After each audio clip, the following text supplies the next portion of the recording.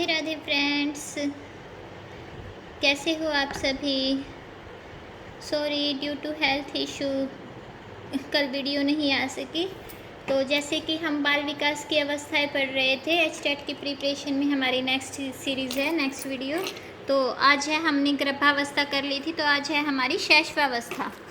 तो अब हम शैशवावस्था के बारे में पढ़ेंगे। शैशवावस्था क्या होती है, वैसे तो हम सभी पता ही है क्योंकि हम कंटिन्यू एचटेट की तैयारी कर ही रहे हैं। तो इस अवस्था में बच्चा तीव्र गति से विकास करता है। इसे जीवन का सुनहरा काल, दोहराने की प्रवृत्ति तथा अनुकरण करने की प्रवृत्ति कहा जाता है। तो आप ये ध्यान से देखिए, इस अवस्था में बच्चा तीव्र गति से विकास करता है। इसे जीवन का सुनहरा काल, दोहराने की प्रवृत्ति, अनुकरण करने की प्रवृत्ति कहा जाता है। दोहराने की, जैसे बच्चा बा माँ ऐसे करता रहता है, वो होते हैं दोहराने की प्रवृत्ति। सुनहरा काल यानी कि इसमें बच्चा टेंशन फ्री होता है, इसलिए इसको सुनहरा काल भी कहा जाता है। अनुकरण करने की विधि प्रवृत्ति कहा जाता है, बच्चा दूसरों को देख के सीखता रहता है। इसे 3 भागों में बांटा गया है। सबसे पहले होती है पूर्व शैशवावस्था। पूर्व शैशवावस्था कौन सी होती है? 0 से 2 वर्ष तक। मध्य शैशवावस्था क्या होती है? 2 से 3 वर्ष तक। और उत्तर शैशवावस्था होती है 3 से 5 वर्ष तक। तो आप इसको शैशवावस्था के जो 3 भाग है, इसको ध्यान से देख लीजिए किस किस एज में है। पूर्व शैशवावस्था 0 से 2 साल होती है। मध्य शैशवावस्था 2 से 3 वर्ष होती है। उत्तर शैशवावस्था होती है जो 3 से 5 वर्ष होती है। नेक्स्ट है हमारी बाल्यावस्था। बाल्यावस्था है जो है 5 से 12 वर्ष तक। 5 से 12 वर्ष तक। इस अवस्था को खिलौनों की आयु, कुछ हद तक स्थायित्व स्थापित करने की आयु भी कहा जाता है। इस अवस्था में विकास की गति मध्यम होती है। इस अवस्था को भी 3 भागों में बांटा गया है। इस अवस्था को खिलौनों की आयु, कुछ हद तक स्थायित्व स्थापित करने की आयु भी कहा जाता है। मतलब खिलौनों की आयु भी कहा जाता है। और स्थायित्व स्थापित, इसमें बच्चे को समझ आने लग जाती है धीरे धीरे। इस अवस्था में विकास की गति मध्यम हो जाती है। इस अवस्था को भी, जैसे हमारी गर्भावस्था और शैशवावस्था को 3 भागों में बांटा गया है, तो इस अवस्था को भी 3 भागों में बांटा गया है। जैसे कि पूर्व बाल्यावस्था। पूर्व बाल्यावस्था क्या है? 5 से 7 वर्ष। मध्य बाल्यावस्था 7 से 9 वर्ष तक। उत्तर बाल्यावस्था ये होती है 9 से 12 वर्ष तक। इसे समाजीकरण का प्रारंभ काल भी कहा जाता है। मीन्स जिसमें बाल्यावस्था में बच्चा समाज से अनुग्रहण करता है, तो इसे समाजीकरण का प्रारंभ काल भी कहा जाता है। नेक्स्ट है हमारी किशोरावस्था। 12 से 18 वर्ष तक। इसके बारे में वैसे तो मोस्टली सभी जानते हैं, फिर भी हम थोड़ा सा पढ़ेंगे। किशोरावस्था को जीवन का अनोखा काल, तनाव तूफानों का काल भी कहा जाता है। किशोरावस्था को जीवन का अनोखा काल, तनाव तूफानों का काल भी कहा जाता है। इस अवस्था में संवेगों में सबसे ज़्यादा उथल पुथल होती है। इस अवस्था में संवेगों में सबसे ज़्यादा उथल पुथल होती है। विकास की गति तीव्र होती है। इस अवस्था को 2 भागों में बांटा गया है। विकास की गति सबसे तीव्र होती है। इस अवस्था को 2 भागों में बांटा गया है। बाकी को 3 भागों में बांटा गया, लेकिन किशोरावस्था को 2 भागों में बांटा गया। ये भी देख लीजिए, जीवन का अनोखा काल, तनाव तूफानों का काल भी किशोरावस्था को कहा जाता है। ये क्वेश्चन शायद आप लोगों को याद हो, पहले भी काफ़ी बार पूछा जा गया कि तनाव का काल, तूफानों का काल किसे कहा जाता है, अनोखा काल किसे कहा जाता है। ये याद रखना कि अनोखा काल किशोरावस्था को कहा जाता है और सुनहरा काल जो है वो शैशवावस्था को कहा जाता है। तो ये है पूर्व किशोरावस्था 12 से 15 वर्ष तक, और किशोरावस्था जो होती है वो 15 से 18 वर्ष तक। शैशवावस्था को सीखने का आदर्श काल कहा गया है, ये कहा था वैलेंटाइन ने। शैशवावस्था को सीखने का आदर्श काल किसने कहा था? ये क्वेश्चन भी आया है, तो वैलेंटाइन ने कहा था। मनोविज्ञान एक ऐसा विज्ञान है जो प्राणियों के व्यवहार एवं मानसिक एवं मनोदैहिक क्रियाओं का अध्ययन करता है।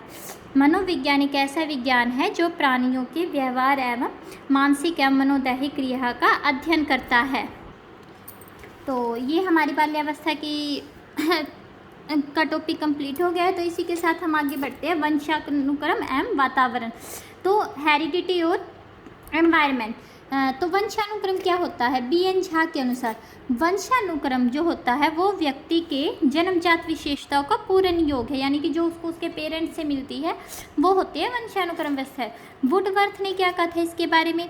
वंशानुक्रम में वे सभी बातें आ जाती है जो जीवन का आरंभ करते समय, जन्म के समय नहीं वरन गर्भावस्था के समय ही व्यक्ति में उपस्थित होती है। ध्यान से देखिए, वंशानुक्रम में वे सभी बातें आ जाती है जो जीवन का आरंभ करते समय, जन्म के समय नहीं वरन गर्भावस्था के समय व्यक्ति में उपस्थित होती हैं। नेक्स्ट है हमारा जेम्स ड्रेवर्स के अनुसार माता पिता की शारीरिक एवं मानसिक विशेषताओं का संतानों में होना, हस्तांतरण होना वंशानुक्रम है। ये तो आपको पता ही है, हमारे एचटेट में डेफिनेशन भी पूछ सकती है कि ये किसने कहा था, ये किसने कहा था, इसलिए ये जो इम्पोर्टेंट है वो मेंशन की हुई है इसमें, तो आप इनको ध्यान से देख लीजिए। अब है वंशानुक्रम के कुछ नियम हैं। सबसे पहला नियम है बीज कोश का नियम। ये किसने दिया था? बिजमैन ने दिया था चूहों की 25 पीढ़ियों पर। चूहों की 25 पीढ़ियों पर इन्होंने इसको किया था और बीजमैन ने दिया था। नेक्स्ट है हमारा समानता का सिद्धांत। नेक्स्ट है हमारा विभिन्नता का सिद्धांत। एक ही माता पिता की दो संतानों में विभिन्नता। प्रत्यागमन का सिद्धांत यानी कि विपरीत गुण होना, संतानों में एक दूसरे से उल्टे गुण होना। अर्जित गुणों के हस्तांतरण का नियम। मेंडल का नियम, ये वैसे मोस्टली को पता है, जॉर्ज मेंडल मटर के दानों और चूहों पर दिया था। ठीक है, नेक्स्ट है हमारा, ये देख लीजिए आप, बालक पर वंशानुक्रम का प्रभाव है मूल शक्ति। तो मैंने इस पे ये अलग अलग से प्रभाव भी लिखे हुए हैं और इसके प्रतिपादक कौन थे वो भी अलग से डिटेल बनाई हुई है। मूल शक्तियों पर प्रभाव, थॉर्नडाइक। मूल शक्तियों पर प्रभाव किसने दिया था? थॉर्नडाइक ने। शारीरिक लक्षणों पर प्रभाव, ये दिया था कार्ल पियर्सन ने। प्रजाति की श्रेष्ठता पर प्रभाव, श्वेत व निग्रो, ये दिया था क्लीनबर्ग ने। व्यावसायिक योग्यताओं पर प्रभाव, कैटल ने। सामाजिक स्थिति पर प्रभाव, विनशिप ने। चरित्र पर प्रभाव, डगडेल ने। महानता पर प्रभाव, गार्टन ने। बुद्धि पर प्रभाव, गोडार्ड ने। अब हमें पता है, ये हमारे काफ़ी बार आज पूछ लेते हैं कि मूल शक्तियों पर प्रभाव इनमें से किसने दिया, व्यावसायिक योग्यता पर प्रभाव इनमें से किसने दिया। तो ये आप ध्यान से देख लीजिए। मूल शक्तियों पर प्रभाव थोड़ा, मैं इसको थोड़ा फोकस कर देती हूँ ताकि आप इसको अच्छे से रीड कर सकें, क्योंकि ये जो है बहुत इंपॉर्टेंट है। 8 में से कोई भी आ सकता है और ऐसे ही आके और भी बहुत सारी चीज़ें हमें ऐसे मिलेगी जिनको थोड़े छोटे छोटे शॉर्टकट्स में किया हुआ है। और ये मैंने सेल्फ नोट्स बनाए हुए हैं लाइब्रेरी से, जिससे मेरे साथ आपकी प्रिपरेशन हो सकती है और छोटी छोटी कोशिशों के साथ हम अभी से एचटेट की तैयारी कर सकते हैं। नेक्स्ट है हमारा, रोज के अनुसार विकास की अवस्थाएं कौन सी होती है, जैसे हमने पहले पढ़ा था। अब है रोज के अनुसार है शैशवावस्था। जैसे सबसे पहले हमें पता था विकास की अवस्था है गर्भावस्था से शुरू होती है, लेकिन इसने शैशवावस्था को गर्भावस्था में कर दिया है 0 से 5 वर्ष तक। नेक्स्ट है हमारी बाल्यावस्था 5 से 12 वर्ष तक।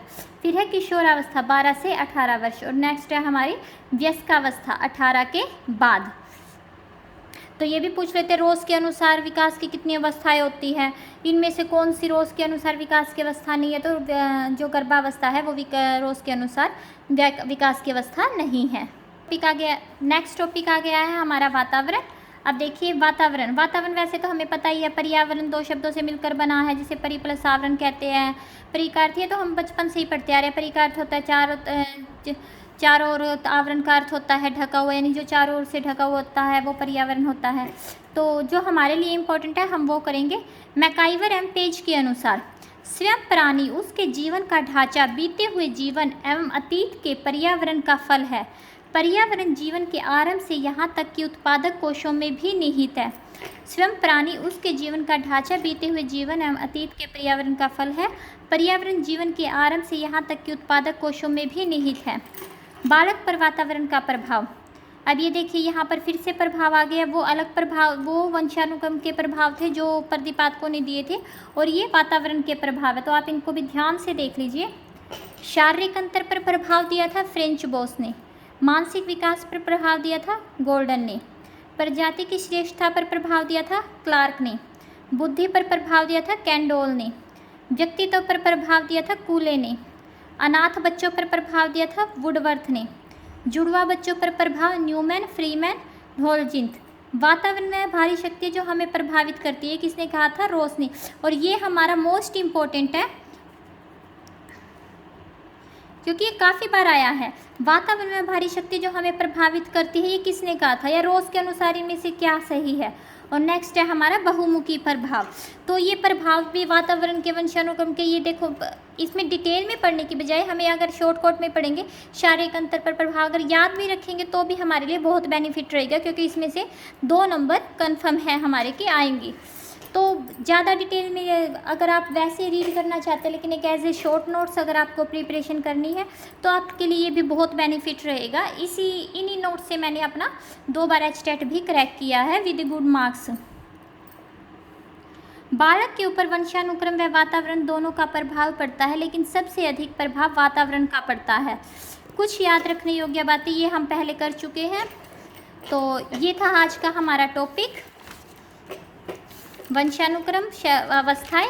तो आई होप आप लोगों को समझ आ रहा है और आप सब ने अच्छे से इसको किया है। अगर आपको कोई भी इशू है तो आप कमेंट करके बता सकते हैं, और वीडियो को लाइक करना मत भूलना, चैनल को सब्सक्राइब ज़रूर करना। Thank you so much, bye friends.